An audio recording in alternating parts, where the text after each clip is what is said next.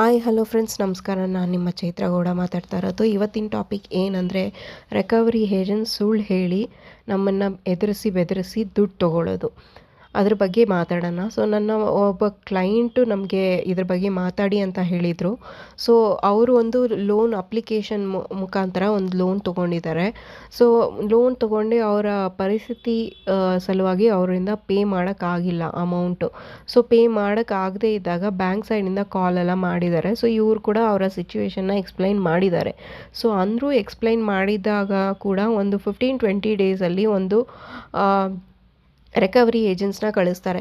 ಈ ರಿಕವರಿ ಏಜೆಂಟ್ಸ್ನ ಕಳಿಸಿದಾಗ ಏನಾಯಿತು ಅಂದರೆ, ಅವರು ಕಾಲ್ ಮಾಡಿದ್ದಾರೆ. ಕಾಲ್ ಮಾಡಿಬಿಟ್ಟು, ಈ ಥರ ನಾನು ಅಡ್ವೊಕೇಟ್ ಮಾತಾಡ್ತಾ ಇದ್ದೀನಿ, ನಿಮ್ಮ ಅಡ್ರೆಸ್ ಎಲ್ಲಿದೆ, ನಿಮ್ಮ ಅಡ್ರೆಸ್ಗೆ ಒಂದು ಸಮ್ಮನ್ ಬಂದಿದೆ, ಲಾಯರ್ ನೋಟಿಸ್ ಕಳಿಸ್ಬೇಕು ಮತ್ತು ಅರೆಸ್ಟ್ ವಾರೆಂಟ್ ಇದೆ ಅಂತ ಹೇಳಿದ್ದಾರೆ. ಅವರಿಗೆ ಏನು ಮಾಡಬೇಕು ಅನ್ನೋದು ಗೊತ್ತಾಗಲಿಲ್ಲ.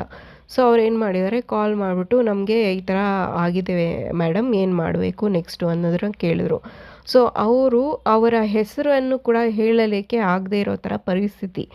ಅಡ್ವೊಕೇಟ್ ಅನ್ನೋರು, ಅವರು ಯಾರು, ಯಾವ ಕೋರ್ಟಲ್ಲಿ ಅವರು ಕೆಲಸ ಮಾಡ್ತಾಯಿದ್ದಾರೆ, ಏನು ಎತ್ತ ಅಂತ ನಮಗೆ ಹೇಳಬೇಕು. ಫಸ್ಟ್ ಆಫ್ ಆಲ್, ಅಡ್ವೊಕೇಟ್ ಯಾವುದೇ ತರಹದ ಲೋನ್ ಬಗ್ಗೆ ನೀವು ಕಟ್ಟದೇ ಇರಿ, ಅವರು ಬಂದ್ಬಿಟ್ಟು ನಿಮಗೆ ಕಾಲ್ ಮಾಡಲ್ಲ friends.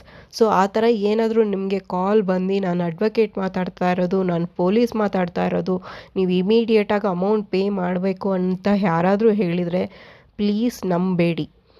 Without any proper information please do not believe anything. Okay. So ನಿಮಗೆ ಏನಾದರೂ ಅವರು ನಾನೇ ಅಡ್ವೊಕೇಟ್ ಅಂದರೆ, ನೀವು ಅವ್ರ ಹತ್ರದಿಂದ ಇನ್ಫಾರ್ಮೇಷನ್ ತೊಗೊಳ್ಳಿ ಫ್ರೆಂಡ್ಸ್. ನಿಮಗೆಲ್ಲ ರೈಟ್ಸ್ ಕೂಡ ಇದೆ.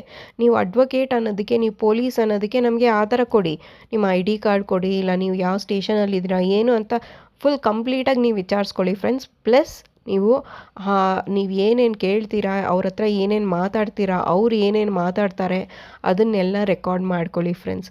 ಸೊ ಈ ರೆಕಾರ್ಡ್ ಮಾಡ್ಕೊಂಡು